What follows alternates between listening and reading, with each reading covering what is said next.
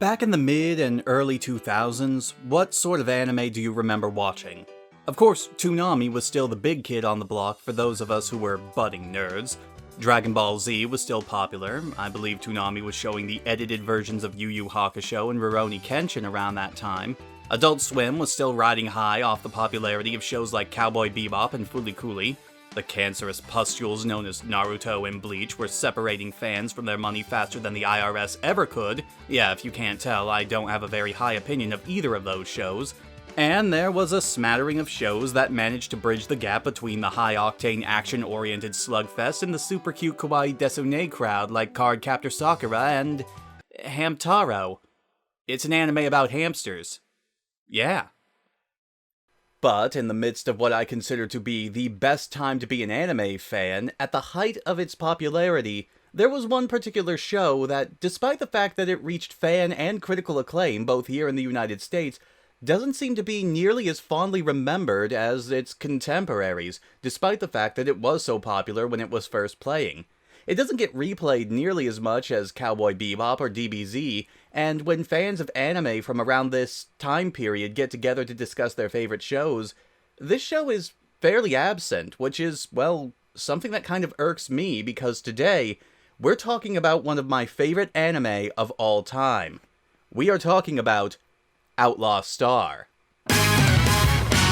Originally released as the first entry into Sunrise Studios' Toward Star universe, Outlaw Star is a fantastic, old-fashioned space opera that unfortunately came and went too quickly, despite being shown sporadically on Toonami and Adult Swim throughout the history of both programming blocks. It also came out at a bit of a turbulent time for anime studios, as it was made right in the middle of that messy transition between hand-drawn cell animation and computer animation. Despite this, it came out looking fantastic and was a critical and ratings darling when it first premiered, and during its sporadic reshowings every now and then, it still manages to pull in plenty of viewers. Now this does beg the question about why the show isn't talked about more if it was such a cult classic at the time. And I think the main reason for that is because, well, there was a lot of good that was coming out during that time, and a lot of quality shows, Outlaw Star included, just sort of got lost in the shuffle. You'd be surprised what was on at the time that a lot of people forgot about if you actually took the time to look back at the broadcasting schedules. And it's not hard to see why. As much as I call it my favorite anime, I can't really say that it is excellent in any one category. Just very, very good, and at best, or maybe at worst, depending on how you look at it, straight up competent. It has very nice music, it has some great characters, a lot of really good action scenes. The animation can be kind of herky-jerk here and there, but, well, it's fairly well done most of the time. And when you compare it to some of the biggest names in anime that were coming out at the same time, it's hard to really say that, well, this show competes on the same levels as those. This isn't Bebop by any stretch of the imagination. However, I will say in its defense, it is definitely a show that is more than the sum of its parts. The series stars a group of outlaws led by Gene Starwind, yes, seriously, as they attempt to make a living and hopefully get themselves enough money to solve the mystery and finance an expedition to the Galactic Ley Line, a legendary location somewhere out in the deep recesses of space that is said to grant the wishes of whoever can find and enter it. He's joined in his quest by a group of tag-alongs he and his boy genius partner Jim Hawking end up picking up along the way, including bio-android Melfina, the proud and manic cat-girl warrior Aisha Clan, the mysterious assassin Twilight Suzuka, and the onboard AI of the titular ship, Gilliam. And that's about as deep as the show goes in terms of plot. We have an end goal, introduced early on in the series, and the characters are going to meet that goal, but despite that, a good chunk of the series could actually be enjoyed as standalone episodes, as a majority of the middle of the show is just the crew of the Outlaw Star trying to make ends meet and hopefully pick up some extra funds and information that will help them find and get to the ley line in one piece. The plot is very simple and straightforward, and any twists that it tries to present are twists that have been used and reused so many times that it's almost impossible to not see them coming, and yet it doesn't really feel as tired or trite as it should.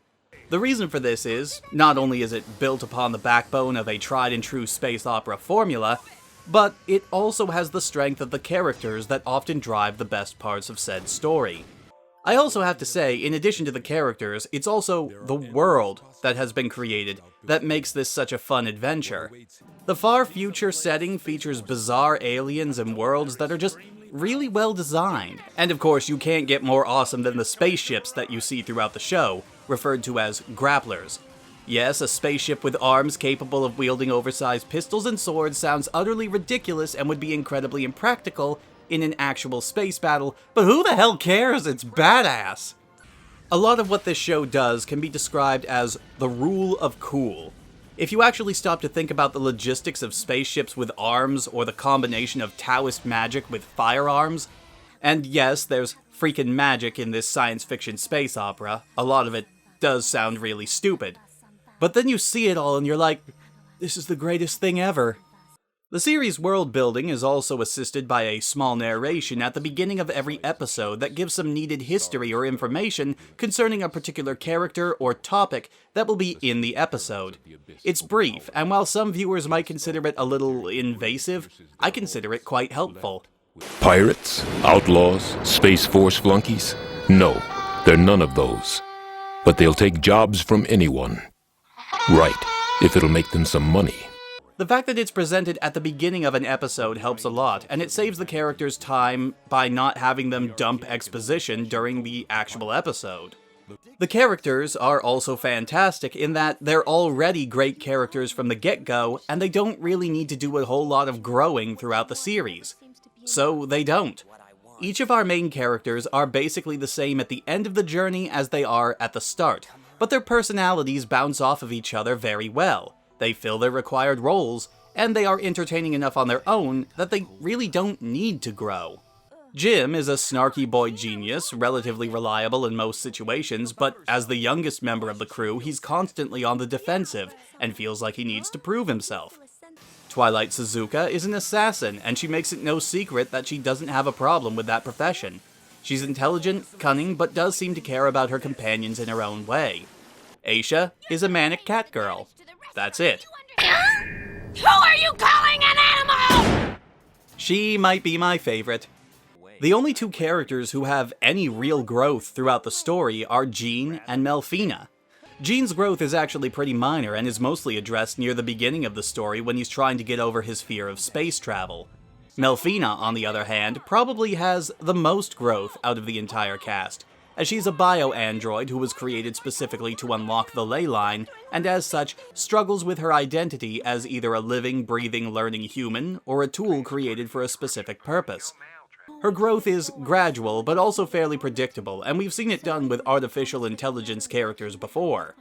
But who cares when you got things like this going on?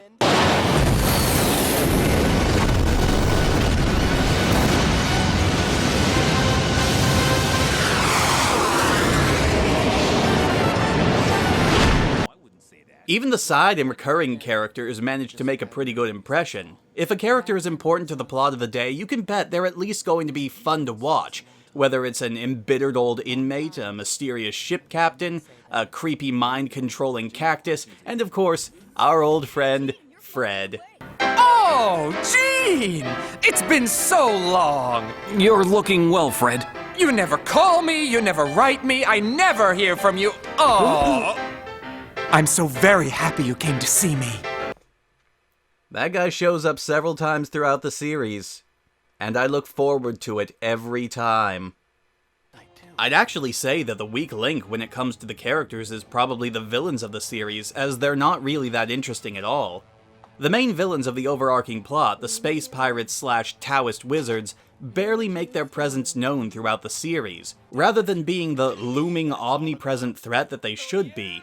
And all of them have actual names, and some of them have backstories, but unlike our main characters, who we spend a lot of time with, I can't be bothered to care about them. The only villains that really matter are the recurring McDougal brothers, who serve as the main antagonists to both Jean and Melfina, who do go through their own changes as the series goes on, though I struggle to find getting mangled and having to replace more and more of their body with robotics as actual character growth. Artistically, the show is a bit of a mixed bag. Like I mentioned near the start of the review, the series came out during that awkward transition in animation right when computer animation was starting to worm its way into becoming the standard for the industry. But most studios were still using hand-drawn cell animation while the series was in production.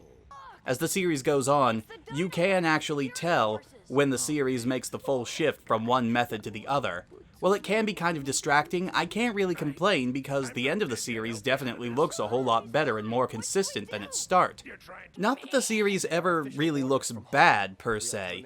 There are times when the animation can be a little herky-jerk or the characters go off-model for a small amount of time, but I love the designs of the characters and the worlds, and they all really pop very well. The use of color in different environments is interesting to note. The series never gets very overtly colorful in its locales, but they all still look really beautiful to analyze, especially the night shots. The music is pretty awesome. The ambient tracks, especially during the fights and action sequences, really do a good job of highlighting the on-screen combat, especially during the space battles. And no matter how the animation may look anywhere else in the rest of the series, the space battles are amazing. A perfect mixture of fast-paced action and epic music that makes every space encounter something to get hyped about whenever it happens. And that intro theme. Through the Night is one of those themes that just feels good to listen to every time I hear it, and I can't help but bob my head along with that opening riff in those first few lines.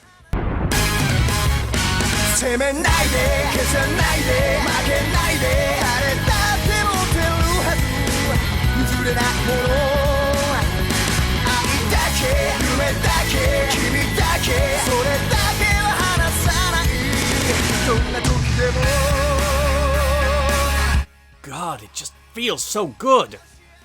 By contrast, the ending theme is a much slower, ballad-like song, not only a welcome change from the no doubt epic and over-the-top action you've just witnessed in the episode, but also as a pretty big plot point, as Melfina sings it a couple of times over the course of the series. It's just so relaxing, almost haunting in a way. It's such a stark contrast to almost every other piece of music in the series. Even the more quiet, dramatic moments in the series don't generally have softer, slower pieces of music. Oh sure, they show up from time to time and are used very effectively, but more often than not, the series seems to be more comfortable with just no music at all and letting the atmosphere speak to itself in moments like that. The English voice acting is also very nicely done, as everyone is on point and plays their parts very well, and very true to the characters. I can't think of a bad performance in the entire show, honestly. Urza Weiss's Fred and Lenore Zahn's Aisha are probably my favorite standouts for voices in the show, if only because they're so freaking over the top in every scene they're in. Okay, everybody, I'm tired of this. You can come and get me. I would have loved to be an observer in the booth when they were recording these parts. Robert Bacall's Jean and Brianna Sidal also deserve some major props for the range that they put into these two characters who could have very easily ended up sounding very generic and forgettable. What do you mean by demon? And what else have you decided not to tell us, old man? No more secrets now, just tell us everything. And oh my god, Emily Brown's Melfina is just so sweet and cute and adorable, and oh my god, I want to hug her. Please stop doing that to me. If you're interested in getting the series for yourself, and you should be because it's a great series, I'm sorry to say that it's not going to be easy. The series has been released in several English box set collections over the years, but all of them are now long out of print and go for annoyingly high prices no matter where you look. Like, really annoyingly high prices. The individual collections are more reasonably priced, but for used anime collections, they're still more than what I would want to pay for a used product. In closing, why do I consider this my favorite anime? Well, I think it's mostly because it's a show that doesn't settle. It's a show that is fully aware of what it is, but it doesn't let that be a restraint to it. It does everything that it needs to, and it does it to the best of its ability. It is a show that, as I've said before, is far more than the sum of its parts. It ain't no Bebop, but then again, it doesn't really have to be. I'll see you all next time.